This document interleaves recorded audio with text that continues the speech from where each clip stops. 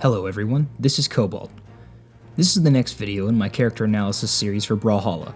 Stick around till the end to hear about entering the giveaway to win community colors, emotes, weapon skins, sidekicks, avatars, or even the battle pass, and voting for the next legends. And if you want to skip all this and get straight into the information, there's a timestamp in the description, and don't forget to subscribe so you can keep up with the release of your favorite legend. In these analyses, I wanted to focus solely on the character's signatures.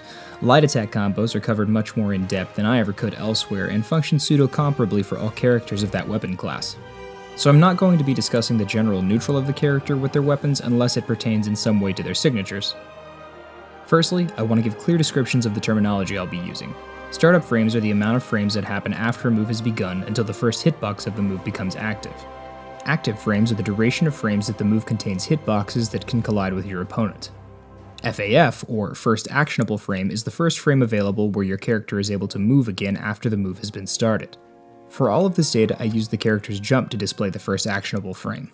Lastly, on miss refers to the move not connecting with an opponent, and on hit refers to the move making contact with an opponent. I'm going to be doing my analysis today on the next voted in legend, Lin Fei. When Lin Fei was a child, Wushang raided her village, which she defended really well. She was incredibly passionate for the martial arts as she grew up. She was a teacher and a scholar. She defeated many opponents, instructing them on where they went wrong and on how to improve their craft. Other legends come to her to perfect their attacks. Lin Fei's weapons are Katars and Cannon. She has seen one really high season of competitive play whenever Katars were really good and Cannon was definitely solid at the time, though not as busted as it recently was, which is interesting considering her stat spread. She has 3 attack, 8 dexterity, 4 defense, and 7 speed. She's incredibly fast and insanely high dexterity, making some of her combos incredibly good and harder to escape. She hasn't seen much good competitive play since then really, some occasional results thanks to the cannon buffs, but certainly not a huge amount of play, at least not as much as she was previously. Given her lower attack and defense, it seems like she would struggle outside of performing those combos, but let's see if her SIGs can help her make up for that.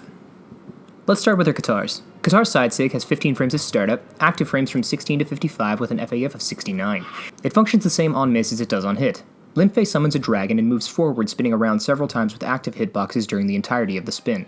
It has pretty good startup and above average FAF, but very low end lag given the lengthy active frames on this signature. It has good coverage in front of her and pretty solid frame data. However, thanks to its lengthy active frames duration and the FAF, you can definitely get punished pretty hard for it if you miss.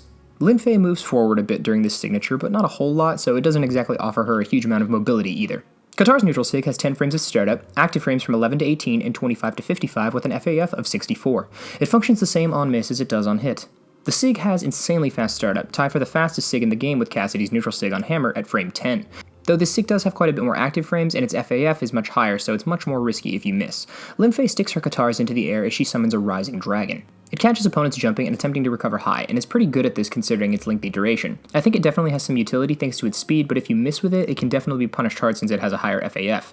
Katar's down SIG has 18 frames of startup, active frames from 19 to 32 with an FAF of 52. It functions the same on miss as it does on hit. Lin Fei jumps forward and shoots a fireball downward. It's got average startup and decent FAF. It reminds me a lot of Ragnar's Katar SIG that functions similarly. It sends opponents downward in a similar fashion and is primarily useful for edge guarding, but can also serve as a good burst option for opponents at a slight distance. Cannon's side SIG has 26 frames of startup, active frames from 27 to 41 and 48 to 54 with an FAF of 76. It functions the same on miss as it does on hit. Lin Fei leaps forward a good distance and swings her cannon around her.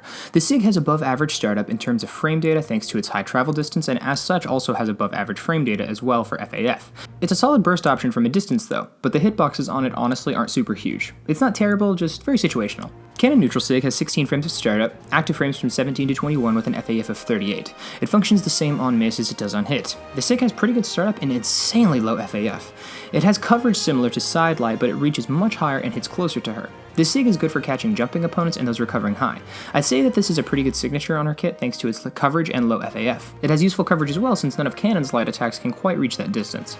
Cannon down SIG has 19 frames of startup, active frames from 20 to 33 with an FAF of 56. It functions the same on miss as it does on hit. Lin Fei jumps backwards and fires a shot from her cannon downward. It has average startup and slightly below average FAF. It's kind of a passive SIG since she jumps backwards with it, which offers her some utility as a punish option for approaching opponents. It has a fair bit of end lag to it though, so if you miss with it, you're going to be the one getting punished. So overall, her SIGs are pretty quick. All of them have average or below average startup with the exception of Cannon's side SIG, which has significantly higher startup, thanks to its large travel distance. She has pretty solid frame data, though the FAF on several of them is pretty high, making them a little punishable. Her Katar neutral sig has insanely low startup, making that a really fast option, and her cannon neutral sig has crazy low FAF, making it really useful since it's capable of being reasonably safe on miss. I expect her to have decent frame data, as that tends to accompany characters with higher dexterity. This is pretty consistent here as well.